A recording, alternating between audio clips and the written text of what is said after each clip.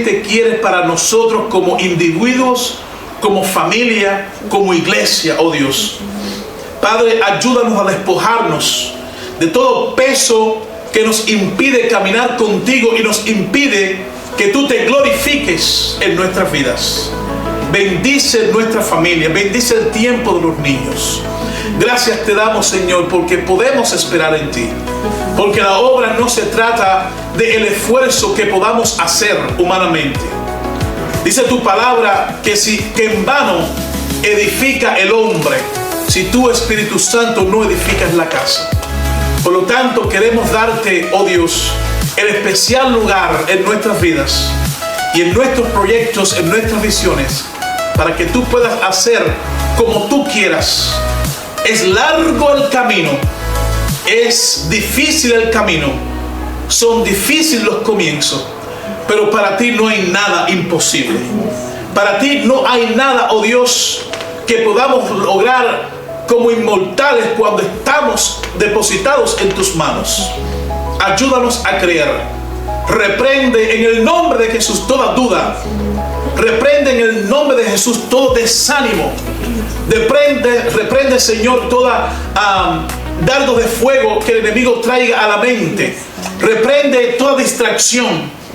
Limpia en el nombre de Jesús la esfera espiritual de los que están en este lugar. Limpia la esfera espiritual de los que posiblemente puedan estar, oh Dios, escuchando este mensaje a través de las redes sociales. En el nombre de Jesús.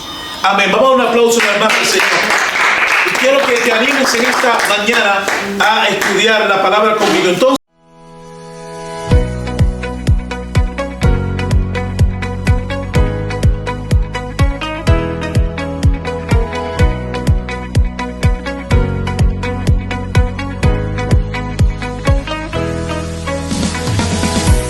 iglesia, estamos estudiando el libro de los Hechos y así le hemos titulado a esta serie de estudio del libro de los Hechos, y el título de la serie es Nuevos Comienzos.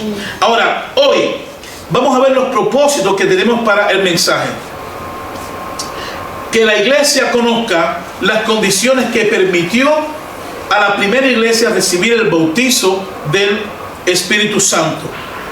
Que la iglesia conozca que las lenguas dadas por el Espíritu Santo no son imitadas, aprendidas ni reproducidas. Es un don del Espíritu Santo. Que aprendamos que la iglesia, las lenguas que habló en la iglesia en el libro de los Hechos eran lenguas humanas idiomáticas. Entonces vamos a estar estudiando del capítulo 1 a partir del versículo 12. Luego entraremos, Dios mediante, en Hechos 1, capítulo 2, disculpe, del 1 al 13. Ahora, el título de este mensaje, sabemos que el título de la serie es Nuevos Comienzos, pero el título del mensaje de hoy es Lo que realmente pasó en el Pentecostés. Escuche bien, qué interesante. Lo que realmente pasó en el Pentecostés. Y me llamó mucho la atención, y quiero llamar también a ustedes la atención, antes de comenzar a manera de introducción, en Hechos 1, de 6 al 8. Miren lo que dice. Entonces, los que habían reunido les preguntaron diciendo: Señor, ¿restaurarás el reino de Israel en este tiempo? Y les digo: no os toca a vosotros saber los tiempos o las sazones que el Padre ha puesto en su sola potestad, pero recibiréis poder cuando haya venido sobre vosotros el Espíritu Santo, y me seréis testigos en Jerusalén, en Judea, en Samaria, hasta lo último de la tierra. ¿Qué me llamó a mí poderosamente la atención? Cuando estaban todos reunidos, le preguntaron al Señor Jesús: Señor, ¿restaurarás el reino de Israel en estos tiempos? Ahora, la visión que tenían los discípulos era: cuando tú nos vas a liberar del imperio romano y cuando Israel será la cabeza de las naciones. Ahora escuche bien, los discípulos tenían una preocupación, así como nosotros hoy podemos tener una preocupación. Todo lo que venga a nuestra mente, toda la preocupación, toda ansiedad, ¿ok? que nosotros podemos tener, la respuesta está en la palabra de Dios. Ellos tenían una preocupación: Señor Jesús, ¿cuándo tú nos vas a restaurar? ¿Cuándo tú nos vas a liberar de la mano de los judíos? ¿Cuándo de los romanos? ¿Cuándo llegará el tiempo en que Israel será la cabeza de todas las naciones? Ahora me llama la atención la respuesta de Jesús, y dice: no toca a vosotros saber los tiempos o las sazones que el Padre puso en su sola potestad.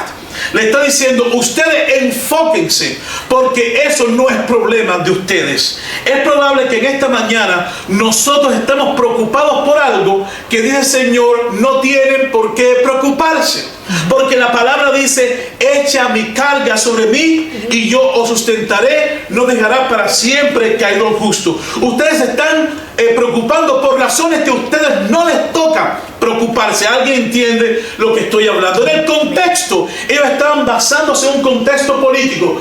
Queremos ser libres de Roma, queremos que Israel sea la cabeza de todas las naciones. Y el Señor Jesús: ey, ¿por qué ustedes se están preocupando por eso? A ustedes no les corresponde estar preocupados por eso. Y dice: pero, aleluya, diga conmigo, pero. ¿Qué cosa es pero? Hace un contraste. Ahora olvídense de lo que ustedes están pensando. Ahora olvídense de la pregunta que ustedes hicieron y enfóquense. Y le dice: pero recibiréis poder cuando haya venido sobre vosotros el Espíritu Santo. ¿Para qué? Y me seréis testigo en Jerusalén, en Judea, en Samaria y hasta lo último de la tierra. Está diciendo: las preocupaciones que ustedes tienen ahora no valen, porque yo tengo algo mayor para ustedes. Usted sabe lo que hacen las preocupaciones. Las preocupaciones nos desvían del propósito y del plan de Dios. Y el Señor está diciendo: hold on a second, hello, atiendan para acá, atiendan. No se enfoquen en los problemas, en las situaciones que a ustedes no les corresponde, porque yo tengo un plan superior para ustedes. Aleluya. Amén. Amén. ¿Sí o no? Amén. Anímate conmigo. Yo tengo un plan. Dile al hermano que está contigo: el plan que Dios tiene es grande para con tu vida. Ahora dice, entramos en el versículo 12. Entramos en el versículo 12 y dice: entonces volvieron a Jerusalén desde el monte que se llama Olivar, el cual está cerca de Jerusalén, camino de un día de reposo. Ellos estaban ahora regresando ¿a dónde? A Jerusalén, cerca del monte llamado Olivar. El monte Olivar es el mismo monte de los olivos. Si usted lee en Lucas 22:39, dice que Jesús iba al monte del Olivar o al monte de los olivos a orar. Él iba allí a derramar su alma delante del Señor. Y no sé si a usted le llama la atención que ellos fueron al lugar donde Jesús siempre oraba. Aleluya. ¿Usted sabe por qué? Porque en ese lugar ya estaba santificado. Amén.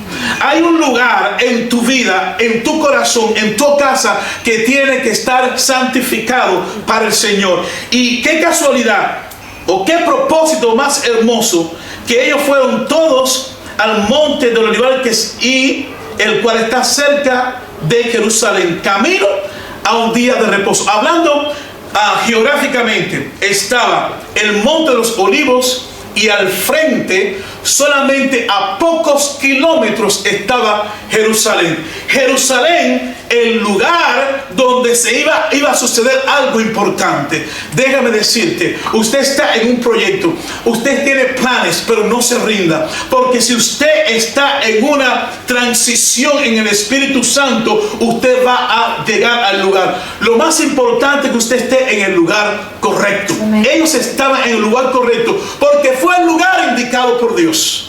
Y le dijo: no se muevan de Jerusalén. Recuerda el domingo pasado: no se muevan de Jerusalén, porque en muy poco tiempo ustedes van a ser visitados por el poder de Dios. Y ahora ellos se mueven al lugar de la promesa. Usted se tiene que mover al lugar de la promesa. Y cuando llegan al lugar de la promesa, estaban ahí, dice: solamente quédense, porque ustedes están a un camino de reposo. ¿Cuál es el camino o el día de reposo? El sábado. Y cuando la Biblia está diciendo a un día de camino de reposo, simplemente representaba 1 kilómetro. Porque los judíos en el día de reposo, que era el sábado, solamente le era permitido caminar 1 kilómetro. Así que el Señor los llevó al lugar donde ellos solamente tenían que llegar en 1 kilómetro. Y no podían abandonar, aleluya. Déjame decirte que la victoria está cerca. Amén.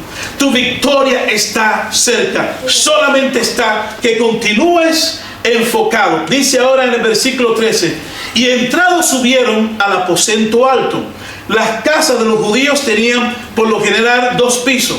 El primer piso y el segundo piso, que era un lugar privado donde lo tomaban como reunión o para orar. Y dice que subiendo al aposento alto donde moraban Pedro, Jacobo, Juan, Andrés, Felipe, Tomás, Bartolomeo, Mateo, Jacob, hijo de Alfeo, Simón el Zeliote, Judas, hermano de Jacob, dice, todos estos perseveraban unánimes en oración y ruego. Escuche bien, perseveraban. ¿Por qué la palabra dice perseveraban?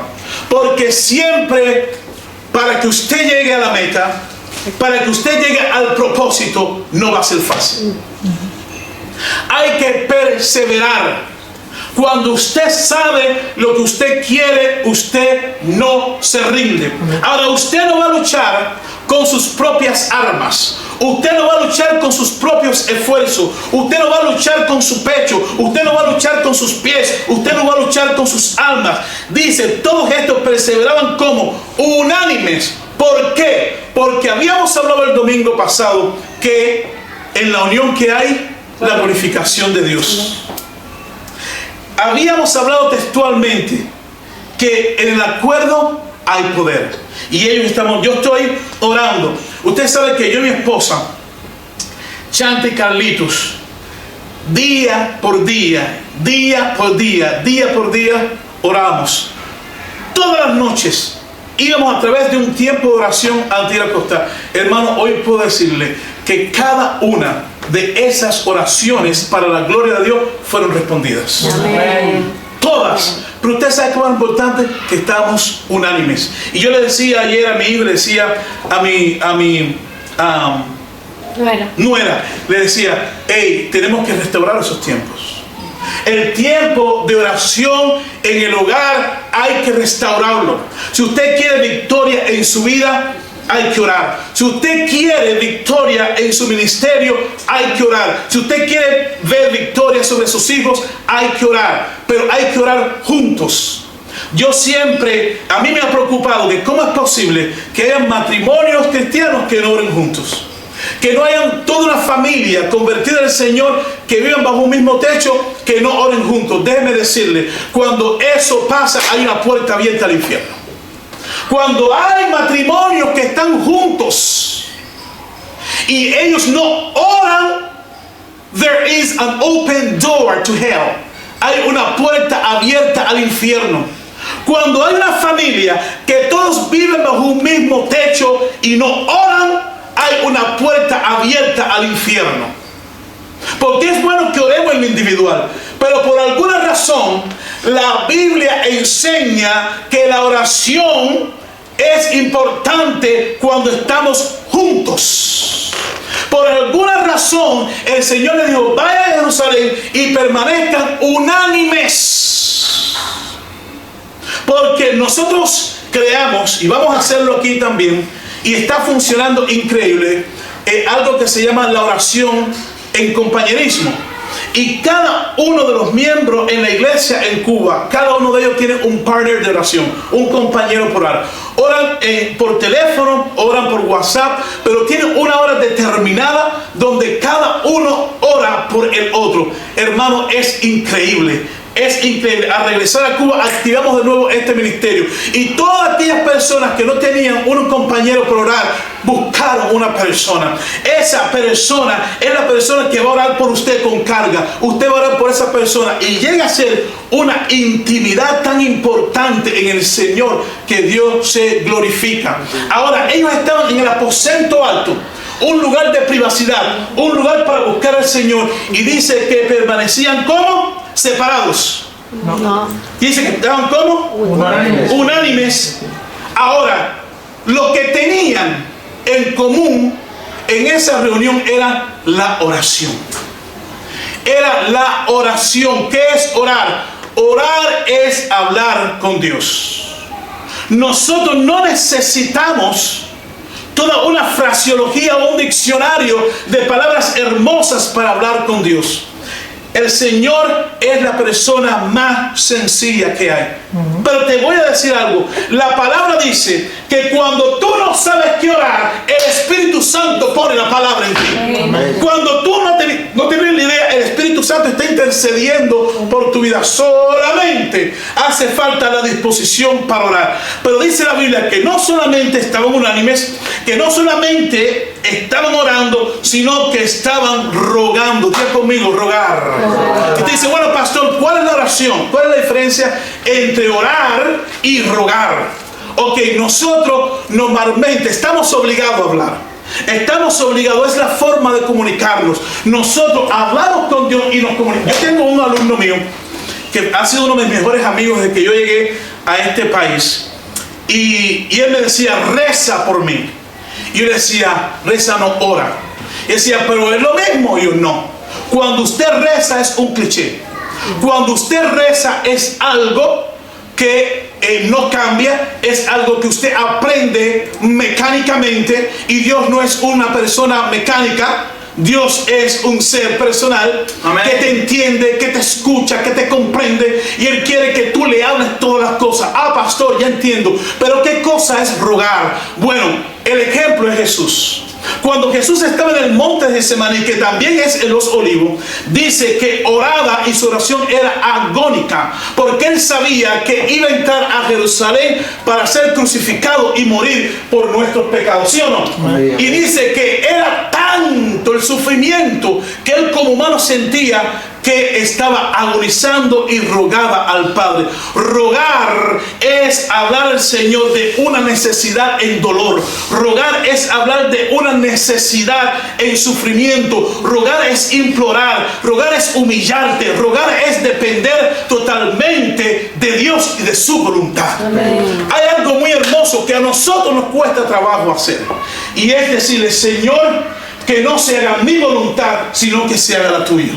El ejemplo fue Jesús. Jesús estaba en agonía, dice la palabra, y que su sudor era como grandes gotas de sangre que caían sobre la tierra. La Biblia describe el sufrimiento agónico, la pasión de Cristo, como que ese sudor era como grandes gotas de sangre que caían sobre la tierra, expresando el dolor, expresando el sufrimiento, expresando la agonía que Él sentía. Por eso hablamos de la pasión de Cristo, porque tenía tanto dolor, porque sabía que iba a morir, pero al mismo tiempo tenía tanto amor por la obra que tenía que hacer, que era morir por cada uno de nosotros para que nuestros pecados sean perdonados y tengamos derecho a la vida eterna. Pero Él decía, yo soy santo, yo no quiero morir. Hey, let me tell you, déjeme decirle, Jesús sabía el tipo de muerte que iba a tener. Y decía, Señor, pero que no se haga mi voluntad, sino la tuya. Yo he aprendido, yo antes tenía mucho temor, tenía mucho miedo a orar así. Y decir al Señor, Señor, que no se haga mi voluntad, sino la tuya. Yo tenía mucho miedo, porque muchas veces la voluntad de Dios no coincide, o mi voluntad no coincide con los proyectos de Dios. Pero cuando usted le está diciendo, Señor, que no se haga mi voluntad, sino la tuya, estamos diciendo, Señor, tus proyectos, tus planes son mejor que los míos. Amén. Ahora, en el versículo número 14 dice, gracias. Y entrando, vamos a leer el 13, y entrando subieron al aposento alto donde moraban Pedro, Jacobo, Juan, Felipe, Tomás, Bartolomeo, Mateo, Jacob, hijo de Alfeo, Simón, el celote, y Judas, hermano de Jacob. Y todos estos perseveraban unánimes y en oración con las mujeres que María, la madre de Jesús, y con sus hermanos. En aquellos días Pedro se levantó ¿Cuántos Pedros hay en esta iglesia? Amén.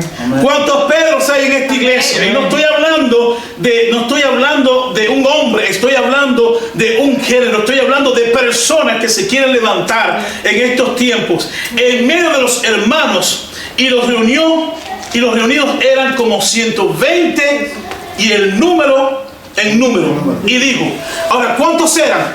120. 120. Y él se levantó entre los hermanos. Yo quiero que usted entienda, a mí me encanta cuando la Biblia da números.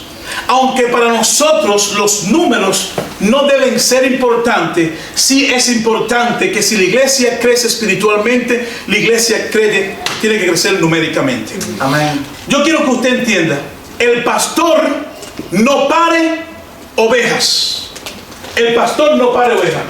El pastor alimenta con el pasto a las ovejas. Y cuando las ovejas están saludables, ellas se comienzan a reproducir solas. El Señor dijo, Jehová es mi pastor y nada me faltará. A lugares de delicados pastos me pastoreará y me hará descansar. Oye, Pedro era esa oveja que caminó, cierra la puerta, que caminó con el Señor. Pedro era la oveja que caminó con Cristo, y ahora llega el momento donde Pedro está espiritualmente fortalecido y se puede levantar.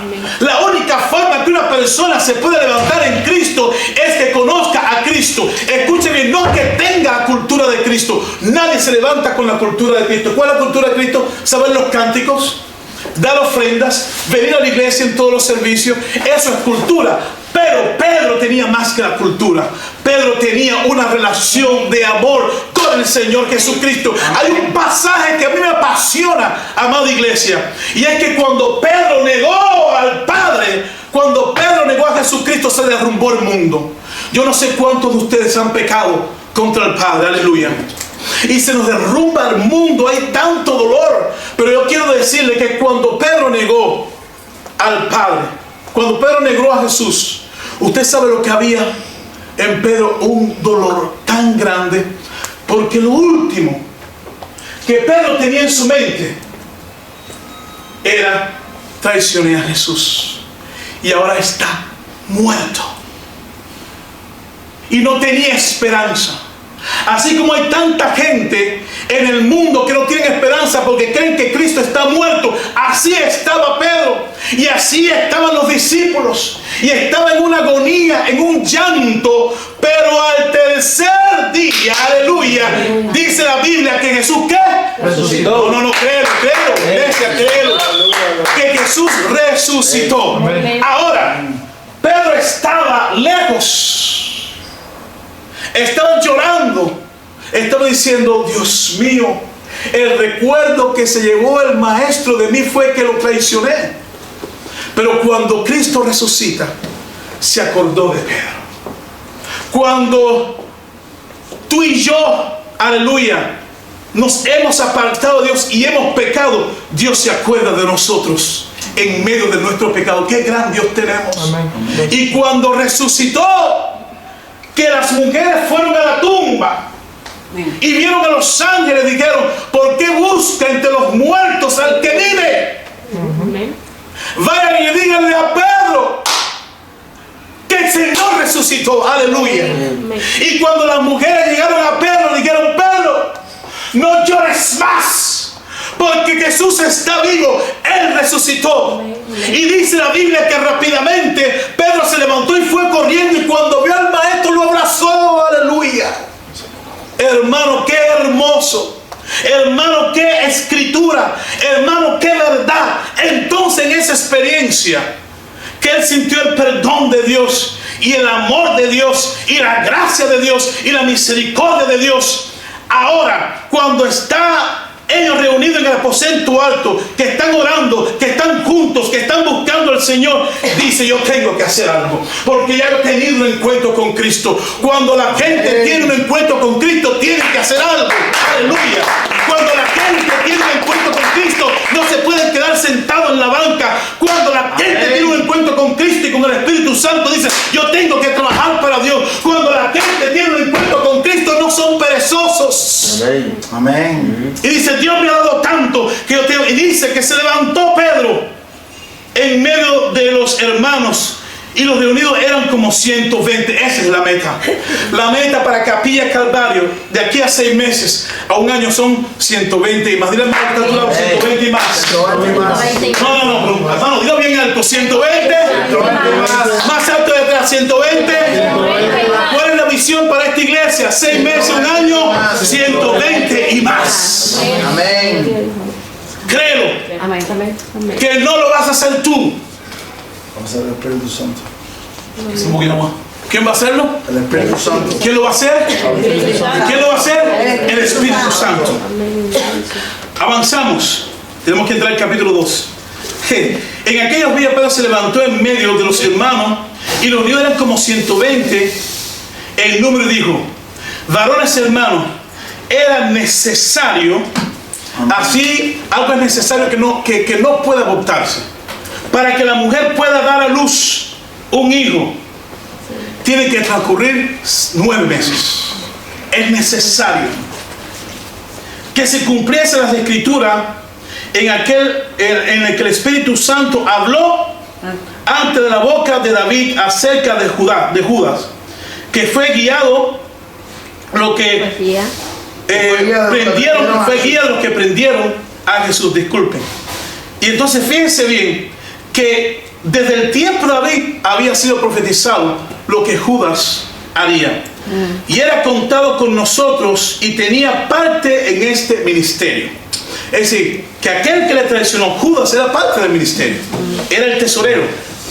Este pues, con el salario de su iniquidad. ¿Cuál es el salario de su iniquidad? O sea, cuando él delata a Jesús, le pagan ese dinero, y dice que la Biblia que este es el salario de su iniquidad.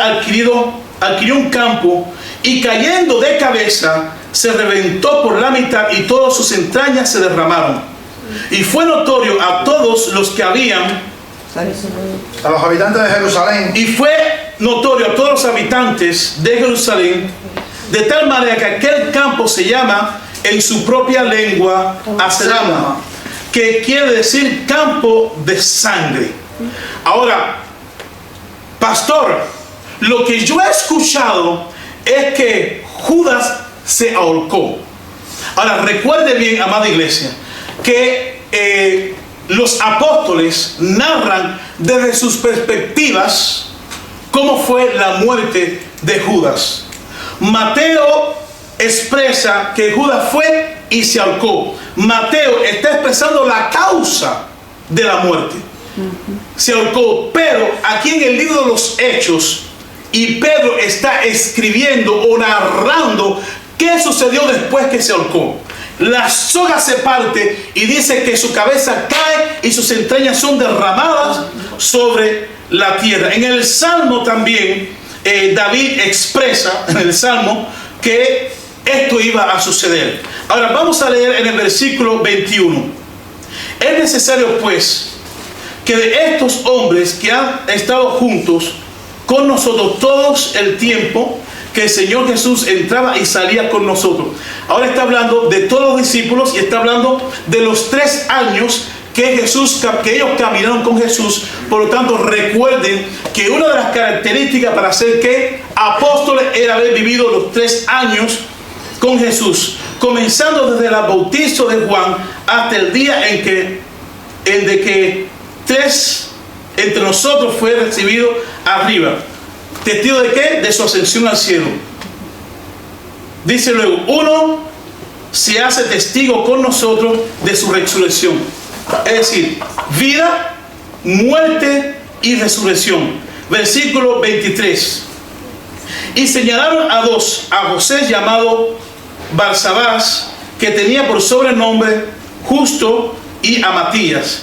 Y orando dijeron, tú Señor, que conoces los corazones de todos. ¿Sí o no? ¿Quién es el que conoce los corazones? Dios. Muestra cuál de estos 2 has escogido. ¿Para qué? Para tomar el lugar de Judas.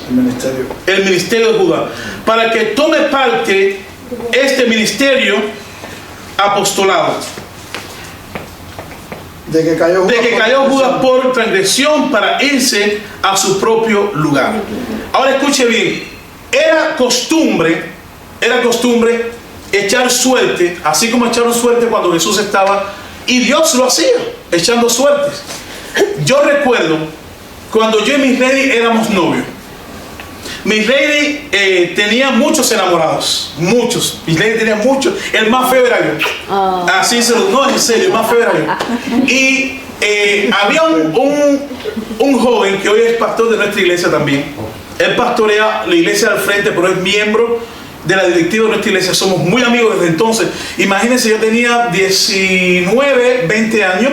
Miss Lady tenía unos 17 años más o menos. Nos casamos cuando Miss Lady tenía 18 años. Escuche bien. Y había una hermana diaconisa de la iglesia. Escuche por dónde va esta historia, este testimonio. Que ella decía: Ricardo, no, porque es negro. ¿Sí o no? Existe, hermano, existe. Él es negro. Y decía: yo creo que el Señor quiere a este muchacho. No voy a decir el nombre. Y le dijo, la citó a su casa. Mi ley ese día vino, pero tan desilusionada, no de Cristo, sino de las personas. Usted nunca se desilusione de Dios, desilusiónese de mí, pero no de Dios. ¿Alguien entiende lo que estoy hablando? Sí. Desilusiónese de mí, desilusiónese de un hermano, de una persona, pero nunca de Cristo. Y esa mujer, esta hermana, le dice: vamos a echarlo a suerte. Y toma 2 papelitos. En uno escribe mi nombre, y en el otro escribe el nombre del otro hermano. Oraron sobre ellos, lo tiraron sobre la mesa.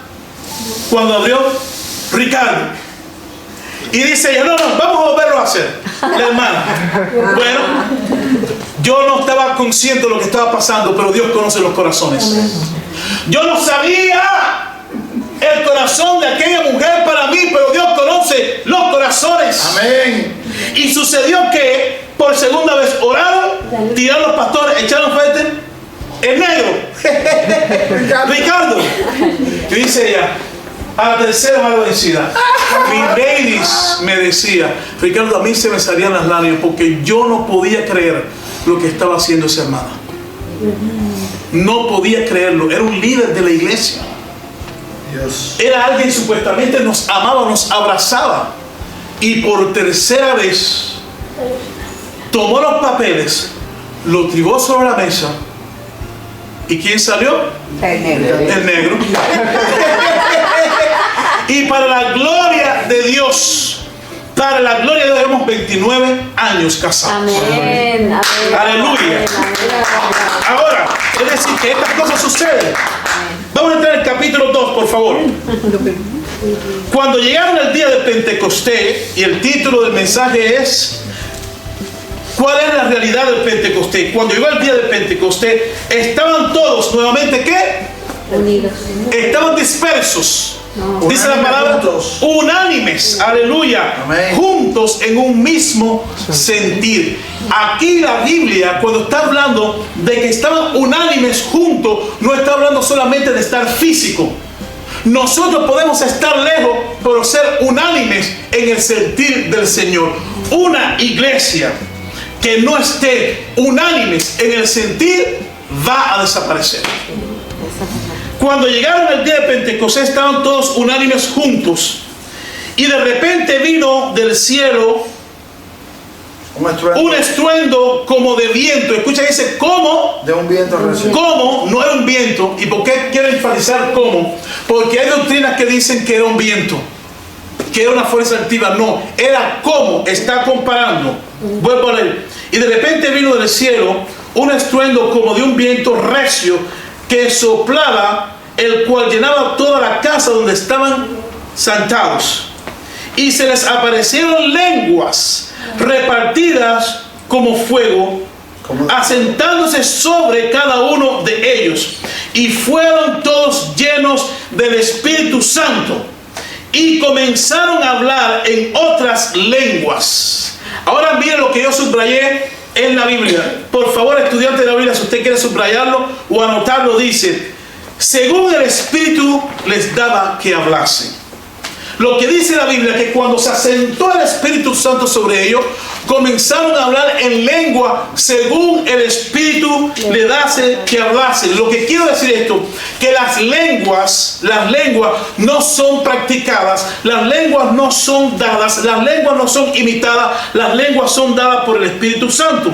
Y moraban entonces en Jerusalén judíos, varones piadosos de todas las naciones bajo el cielo. ¿Quiénes estaban allí? Todas las naciones bajo el cielo. Estaba España, estaba Cuba, estaba Canadá. ¿Y qué dice más? Dice, y la multitud estaba confusos, porque cada uno les oía hablar en su propia lengua. Cada uno les escuchaba hablar en su propia lengua. ¿Qué se hablaban? Lenguas humanas. Y estaban atónitos y maravillados, diciendo, mirad, ¿no son estos galileos todos estos que hablan?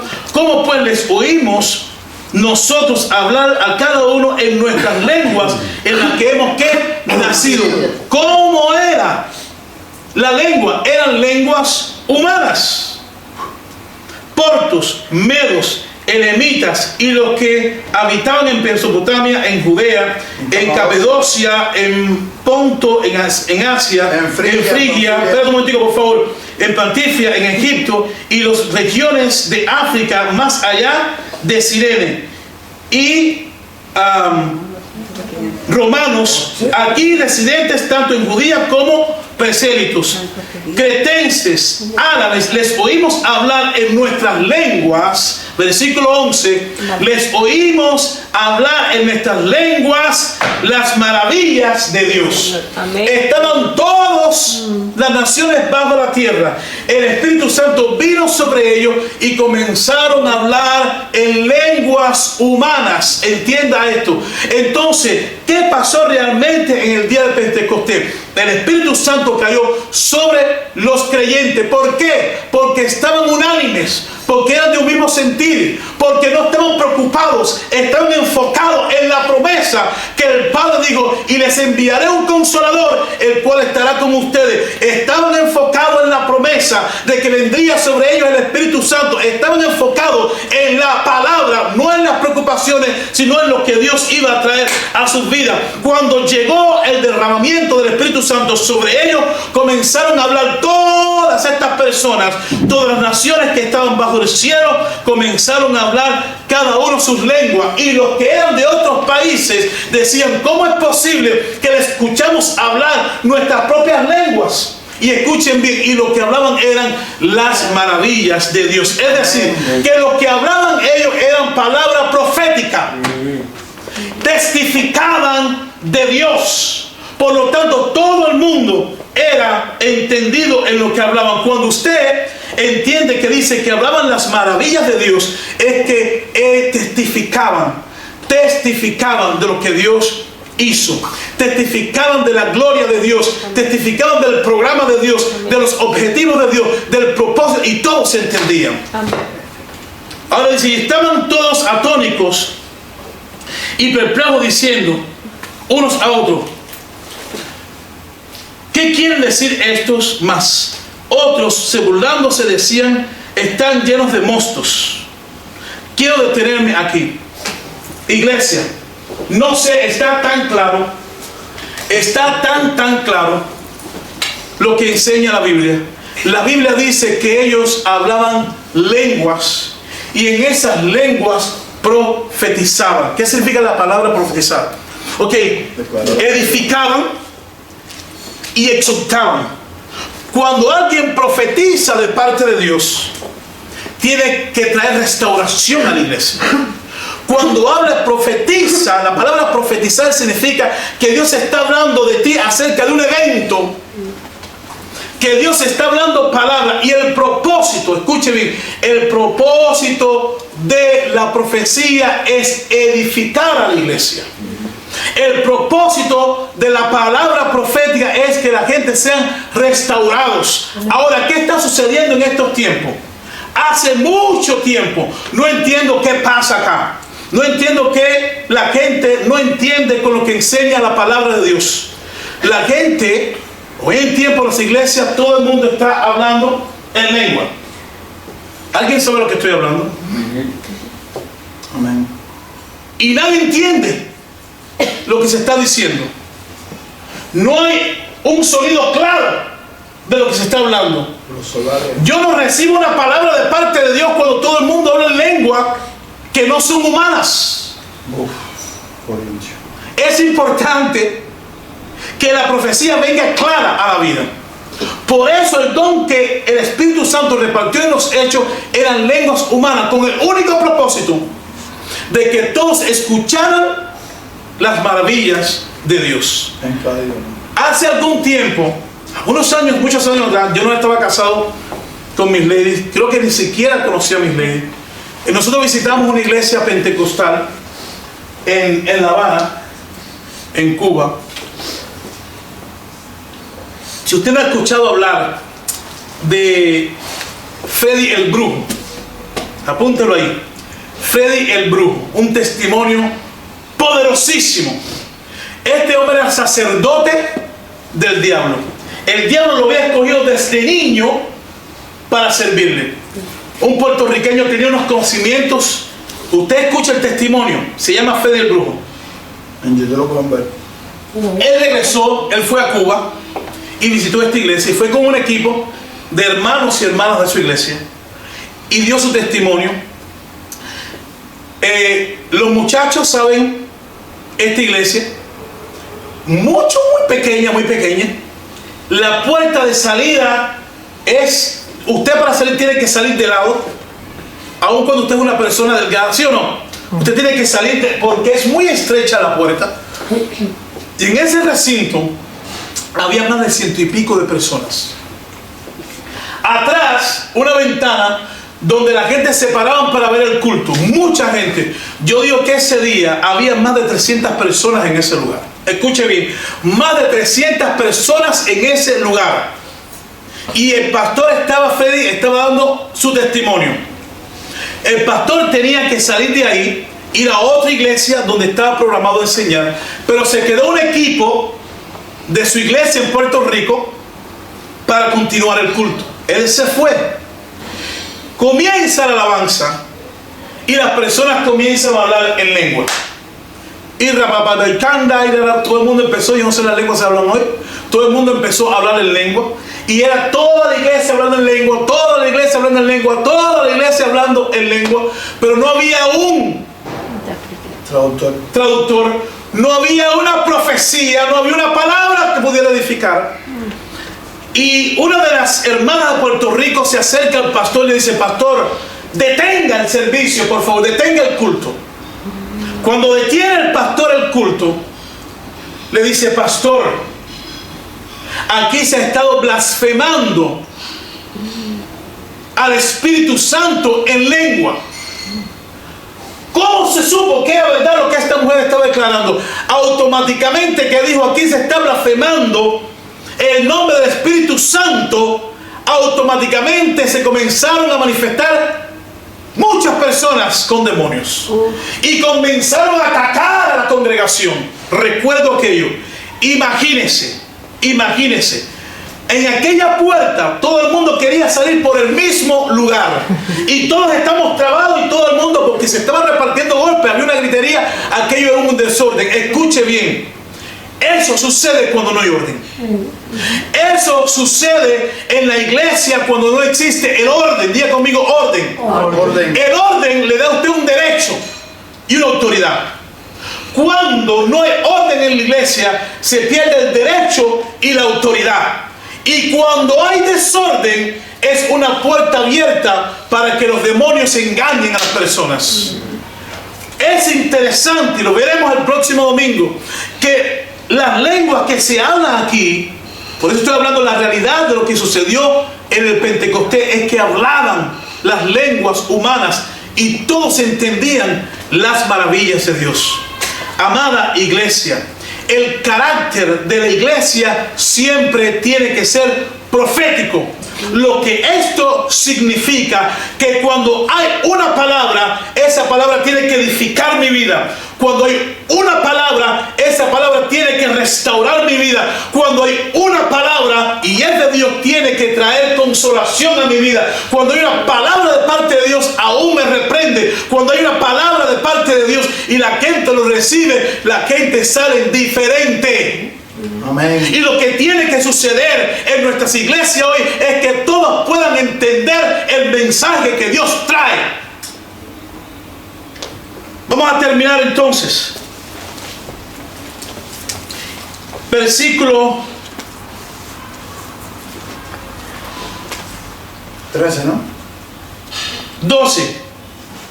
Y estaban todos atónicos y perplejos diciendo unos a otros: ¿qué quiere decir esto? Mas otros, burlando, decían, estaban llenos de mosto. Entonces Pedro, poniéndose en pie con los 11, alzó la voz y habló, diciendo: varones judíos y todos los que habitan en Jerusalén, esto sea notorio, y oíd palabras, porque estos no están ebrios como vosotros suponéis, puesto que es la hora tercera del día, donde no se podía consumir alcohol. Mas estos, los dichos, ha sucedido dicho por el profeta Joel. Termino con el versículo 17. En los postreros días, en estos tiempos, en estos tiempos, En estos tiempos, dilo conmigo, iglesia, en estos tiempos, En estos tiempos, aleluya. En los tiempos postreros, dice Dios, derramaré de mi espíritu sobre toda ¿qué? Carne. Es decir, que el espíritu está dispuesto a estar en la iglesia, a derramar su poder. Y vosotros, hijos, levanten la mano los que son hijos de Dios. Y vosotros, hijos e hijas, profetizarán, y vuestros jóvenes verán ¿qué? Visiones, y vuestros ancianos soñarán sueños. Aleluya. De tal manera que hay un reto para la iglesia hoy. Hay un reto para la iglesia hoy de entender las escrituras, de entender que sí podemos cada tiempo tener un Pentecostés, que el derramamiento del Espíritu Santo no es solamente, o el bautismo del Espíritu Santo no es hablar en lengua, que es una experiencia que cada vez que la iglesia esté preparada puede suceder. ¿Alguien entiende lo que estoy hablando? Yo no estoy bautizado en el Espíritu porque yo hablo en lengua. Les voy a decir algo: en cada iglesia, y hermano,